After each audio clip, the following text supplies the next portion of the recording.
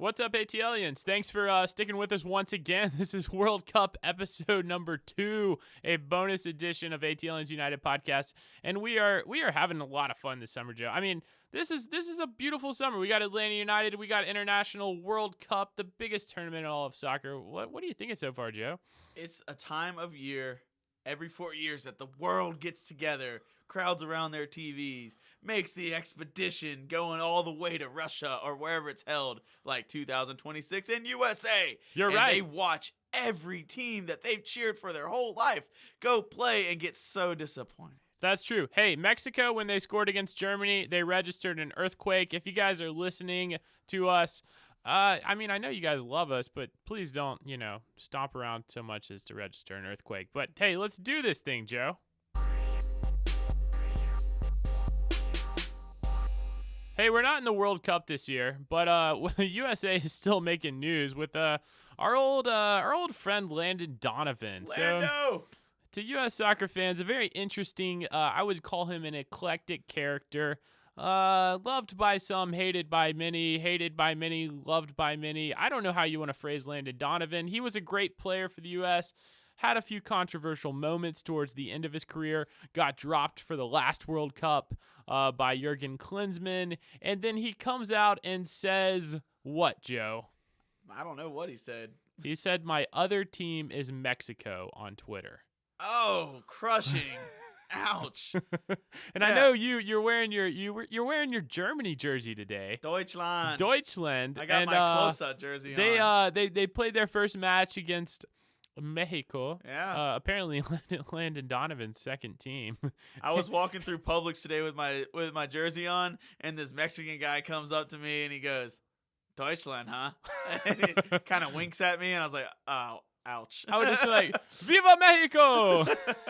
But no, I mean, a great win for Mexico, 1-0. One of the highlights of round 1 of the World Cup. I know we're not going by group order, but let's just break that game down, Joe. The defending, I think Germany was probably the odds-on favorite besides Brazil coming into this tournament. Yeah, and Germany's the defending World Cup champions. They have been a juggernaut the past 4 years in world soccer, and they're a team that could have put 4 solid World Cup lineups out together. So they're coming out. Everyone's expecting them to beat Mexico 4-1 like they did just 1 year ago in Russia in the Confederations Cup. Or even like they beat Brazil. What did they beat Brazil in the semifinals? 7-1. 7-1. I was expecting a complete slaughter. Honestly, I love the Mexican spirit. I love the Mexican talent. I think that Mexican fans are fantastic. I didn't expect Mexico to get a 1-0 win against Germany. So what Mexico did here was pretty impressive, and they had a game plan, and it's kind of been what a lot of the underdog teams have been doing, and it's been kind of the year of the upset. And Mexico knew that they couldn't go toe-to-toe by high-pressing Germany. So they had their own game plan, played their style, sit back, a little bunker down, but then flank them with speed, and they had 1 or 2 guys sitting up, and as soon as the counter hit, they were gone. And they knew Germany, when they control and push into the box, they press everybody up. And Germany would only have 1 or 2 guys sitting back deep, and you would get the ball pushed out to Carlos Vela, and they would hit it up to Lozano, who's the guy who scored their lone goal. The GOAT of this game. Yeah. It just a tremendous goal. Caused an earthquake in Mexico City. Registered on the seismograph. The city was shaking enough that they thought there was an earthquake. That's the magnitude of the World Cup. That's why Joe and I are talking about it after our episode. This tournament is absolutely nuts so far. And so 1 goal in this tournament almost is all you need. Kind of a theme of the whole deal is everyone's been winning 1-0. It's been a lot of that. And Germany tried to come back, ripped about 30 shots, and could not put one in the goal. I still like Germany to go through. Joe, our fans, our listeners that stuck with us last week, they listened to our World Cup preview. What I think we owe them is to catch them up on all the action so far and what the groups are looking like right now. So let's start in alphabetical order because that's one of the only things that I can organize in my life. Group A. let's just go ahead and say it's decided. At this point at our broadcast, Russia and Uruguay have advanced. Saudi Arabia, weak, garbage, out.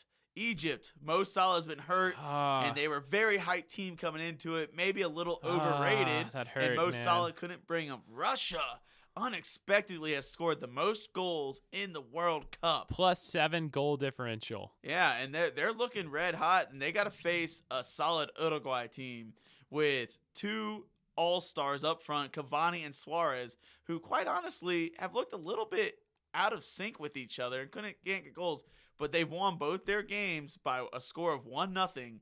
And that's all that matters. They may have the best center back pairing in the whole World Cup with Godin. Atletico Madrid's back pairing with Jimenez and Diego Godin. Yeah, and to our listeners that aren't always, watching international club soccer, Atletico Madrid is one of the best defensive teams in the entire world. Like, they bunker down and counterattack, and the style that Simone, their coach, enforces is one of defensive solidarity, and Godin and Jimenez are 2 of the best center backs in the world. Uruguay is going to go far because of their defense. They've yet to let in a goal this World Cup, and I would actually expect that to continue against Russia unless they decide to rest players, because both these teams have already advanced. But the group they've got a game to see who's the best team in that conference right there. Yeah, but Group A is a moot point because both those teams are going through. Yes. Even if one of them loses that game, Uruguay and Russia, rather, Egypt is eliminated. Uruguay and Russia are going through Group A. Let's go into Group B. One of the most hyped matches of the entire World Cup did not disappoint. Week 1, we got Spain versus Portugal. We had a Ronaldo hat trick. We had a 3-3 draw. Fantastic match. Joe, what was your take from that? What a game that was. And it was back and forth, and Spain just kept taking the lead, and Ronaldo just kept putting his team right back in it.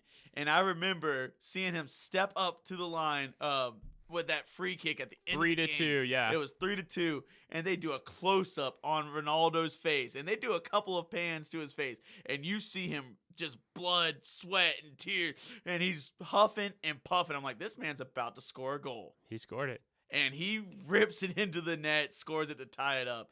But you know what? I got to throw some shade onto some De Gea.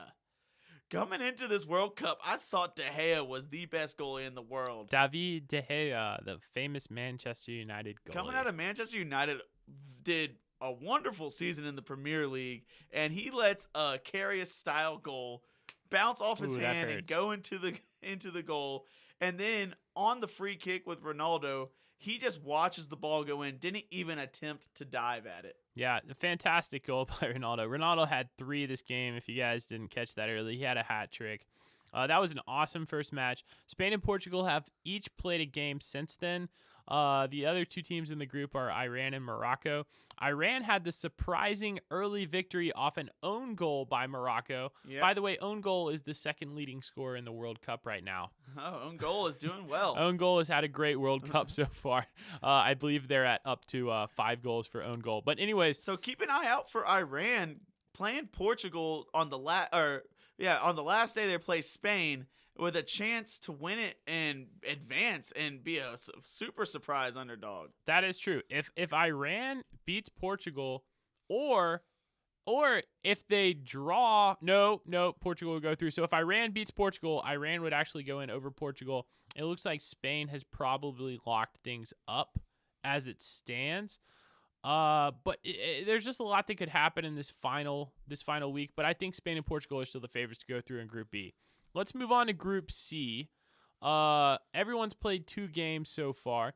France has won both their games. Not a big surprise there. I don't think they've looked spectacular in either game.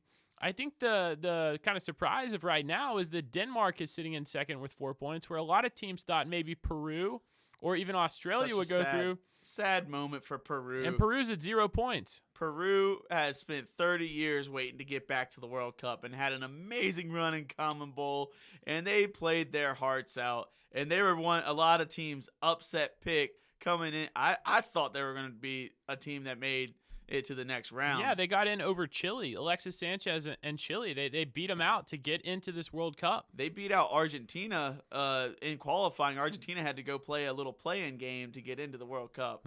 Well, Argentina, we know how that goes. Yeah, so Peru is out. Australia still has a slight chance, but they got a really tough match coming up. And it looks like France and Denmark are the teams to advance. Yeah, so I mean, Australia is not out of this. Australia has one. They have a chance. I would say it's a 1 in 4 to 5 chance right now of getting through the group. France and Denmark are the favorites. Let's move on to Group D. Group D, the group of death that I called before the World Cup. And D stands for death. Let's talk about Croatia, who is at 6 points with 2 wins. Top of the group after this past day's results. Just dismantling Argentina. Yeah. Taking them out. Luka 3-0. Modric with a wonderful goal. The first goal came as a really fluky goal. The goalie kind of kicked the ball up in the air right to Croatia player, and he just hit a laser beam into the back of the net. Just a perfect volley. But, I mean, you talked about De Gea being a little bit Karius-esque.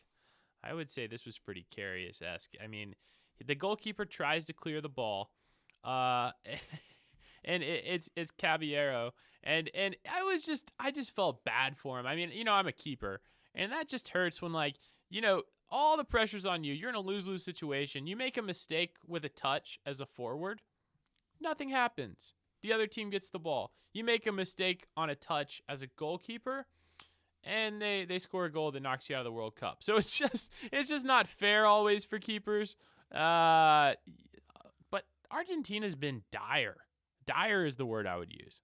Yeah, and so Argentina is not out of this by any means, but they're in a really bad position.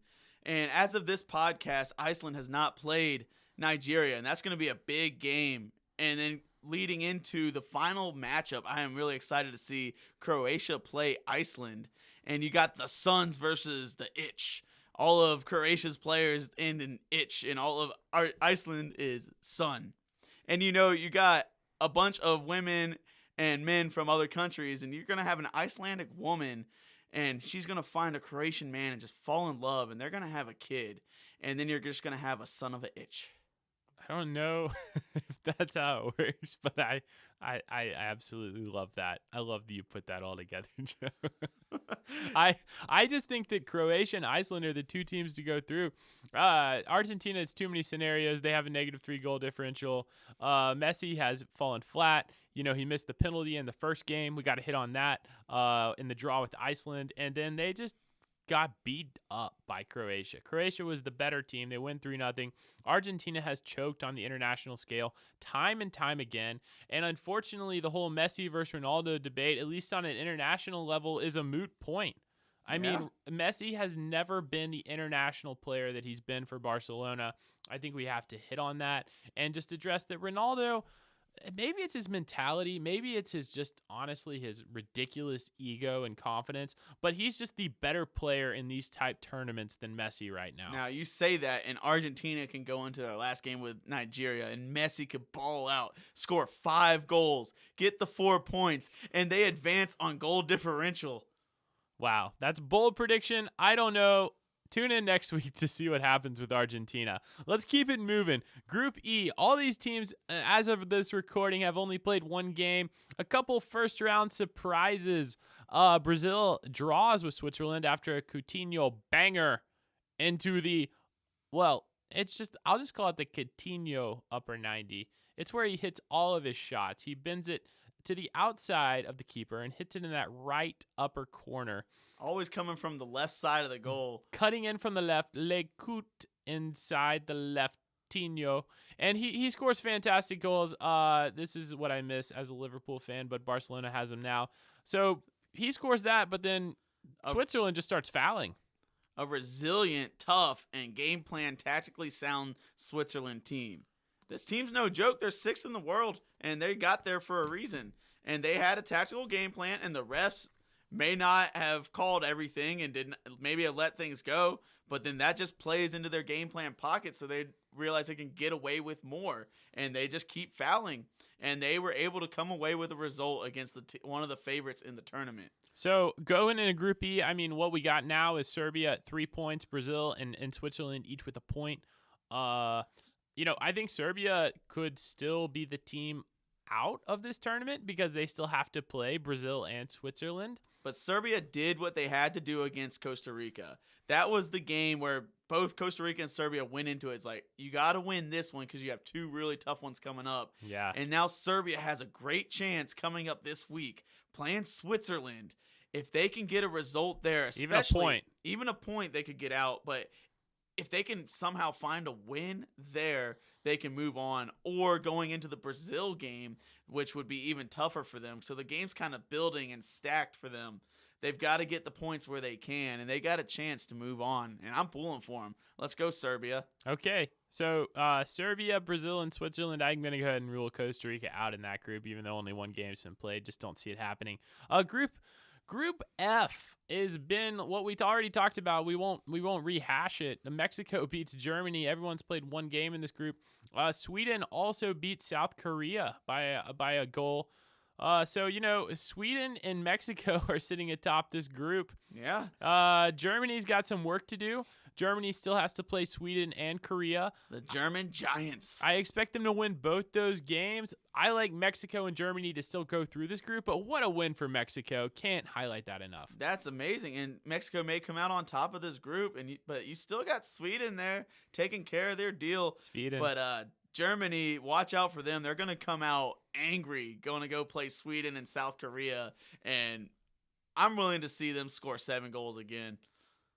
Yeah, I like watching the Germans play. I think that this might have been kind of like, stepping on a yellow jacket nest. I don't think you want to make the Germans angry in the first game of the World Cup. If you're going to lose a game in the World Cup, you want it to be the first game. I think this might spark the Germans, and I see them still going very far in this tournament as the defending champs. We got 2 groups left, Joe. 2 really fun groups. Let's talk about Group G first. This is a great one because we got Panama, who you said is the worst team to ever make the World Cup, right? I believe they're the worst team in World Cup this year, and it's the first time they've ever made the World Cup. I can't believe they even made it, scoring a ghost goal in qualifying to push them through. Yeah. But they got to play against Belgium, and they held their own in the first half, but really it was Belgium didn't want to score in the first half. Second half comes around, and they just started putting goals away. I'm surprised it wasn't more than 3-0.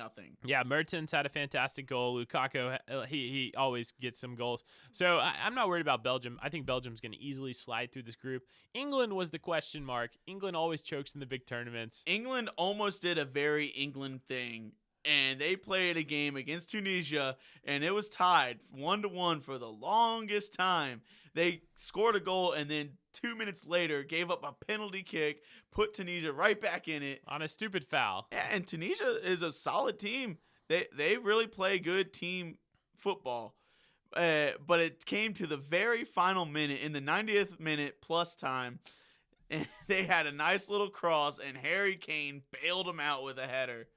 And just moves on, gets the 3 points. Yeah, Harry Kane, the captain, and England might be taking a little note from Uruguay and not being the prettiest, but getting the points and moving on. Yeah, he's a wizard, Harry. But I like Harry Kane. I mean, I'm not a Tottenham fan, but this guy is clutch. Like, I like that England finally has a guy, and I don't think they've had this guy since maybe like Rooney or Gerrard or Lampard. What about Michael Owen? No, I think Michael Owens never took England to any major championships. I think that Kane is a great player, and I think that there's some grit in this team. Pulling out a win in the last second, I still think England is a dark horse this tournament. I think they're going to go a lot farther than most people expect them. And they've got a good matchup at the very end of the group stages against Belgium. Could be a clash for first place in the group. Definitely.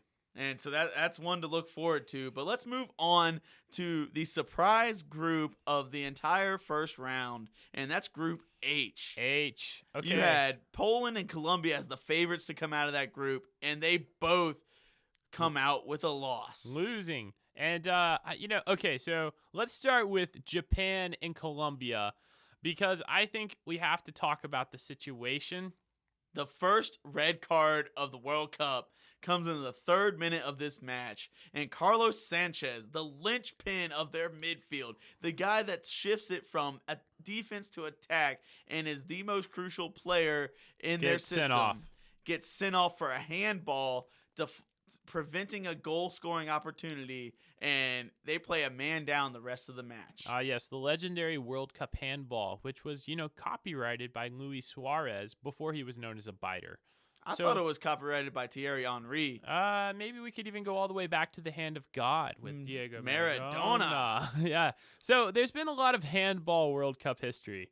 To our listeners that haven't been around and watched all the World Cups since Maradona, this is not cool because Colombia had this game in the bag. Even if Japan scores that first goal, he sticks out his arm, he gets sent off. Japan makes the ensuing penalty kick, and then Colombia comes back, ties the game, and then Japan gets a late header goal. And I'll talk a little tactically about this game, and it's a hindsight issue, but after they get the red card and give up a goal, they're playing man down and basically evened up. And Colombia played very attacking, and it was back and forth, and they were able to create a bunch of chances with Cuadrado and Quintero up on top, playing into Falcao. Well, at halftime, the coach makes 2 subs. He brings in a defensive player, Barrios, to replace that Carlos Sanchez that got red carded, but he takes out Cuadrado. But then he also brings on his star, James Rodriguez, to place Quintero, the guy who scored a goal, and it completely shifted their style of play, and all their attacking momentum from the first half just went moot.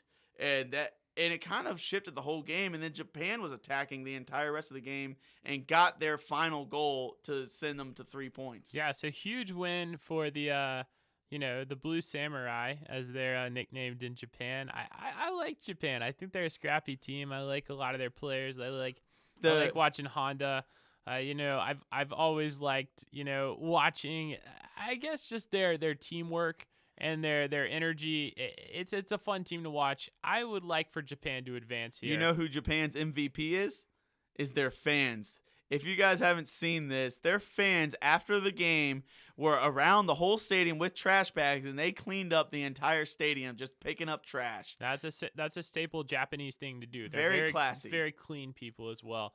Okay, so the final match that we're going to hit on before we send you guys into your weekend, Senegal played Poland, and Senegal just showed Poland kind of who was boss. They were swarming the ball. I was watching this game with some coworkers, and one of the guys goes, "Man, Senegal, they're just like a bunch of amoebas out there. They're just like swarming. Yeah, they're everywhere. And they're fast. They're so fast." A couple of guys said that it was a couple of fluky goals, but I'm going to tell you the second goal in general, the second goal came from a guy who was injured on the sideline, and the ref waves him on, and as he's waving him on, Poland headers it back, and then the guy's kind of jogging, and the goalie sees this guy flying from the side of the wing, and he splits the goalie and the defender coming back, and then walks it into the goal, and it was just a thing of beauty. It was a beautiful goal. And just using his speed and splitting him like Michael Vick running through 2 Vikings. Wow. It was beautiful. The NFL reference. That was, he did split him like Michael Vick. And it was a great goal and a great moment for Senegal. They did this awesome dance after the game. I like Senegal to get out of this group. I like Senegal and Japan to get out. I think there's a chance Poland and Colombia don't make it through. Time will tell. Huge matchup coming up this week. Poland plays Colombia. And if one of them loses that game, they are out of the World Cup. They're out. And then the winner goes on to see if they can advance to the next group. Yeah, and 2 teammates from this past year, James Rodriguez with Lewandowski and Lewandowski, both at Bayern Munich. So one of them's going to go home and get some early training in for Bayern. So let's talk about a couple questions as we go into the weekend. Messi versus Ronaldo. Is there any debate left on the international level? I say no. At this point, Ronaldo has dominated, but there's still a glimmering, flickering light of a candle flame waiting for Messi to see if he can spark it and bring Argentina out of this group of death. And it looks very unlikely. Okay, and this is a spin off that first question. Is this their last World Cup for both of them to be in this tournament? I think yes. Oh, especially if Argentina loses Win or lose, Messi is done. He almost quit international soccer last year. Messi is done. Ronaldo, I think, needs to will his team to a World Cup championship and then just walk off into the sunlight as the greatest player ever. Yeah, kind of like Zinedine Zidane walked off in the sunlight after winning 3 Champions Leagues at Real Madrid. So, our predictions change after the first week. Everything's changing. It's been a crazy World Cup to predict. Let's talk about the favorite. If you had to pick one team, Joe, just to send our listeners out, Brazil and Germany were the favorites early on. Who's your team based on what you've seen so far that you think is going to lift that World Cup trophy? I still got Brazil moving on and going to the final. France is another team that looks very, very close together and a very talented team. So depending on which side of the bracket France and Brazil land on, which I think they'll be on the same side, that could be a quarterfinal or semifinal matchup that's going to be very beautiful to watch. And then coming out of the right side of the bracket, which is going to be a whole hot mess, I think Germany's going to pull it out still. Wow. So if I had to pick a World Cup champion right now, I'm going to go with a little bit of a dark horse. I think the strongest team I have seen is Belgium. All right. That's a good That's solid my pick. pick. But tune in next week, guys. Thanks for sticking around. This has been a lot of fun, Joe. We love talking about the World Cup. Not as much as we love talking about Atlanta United, but almost as much. Tune in next week.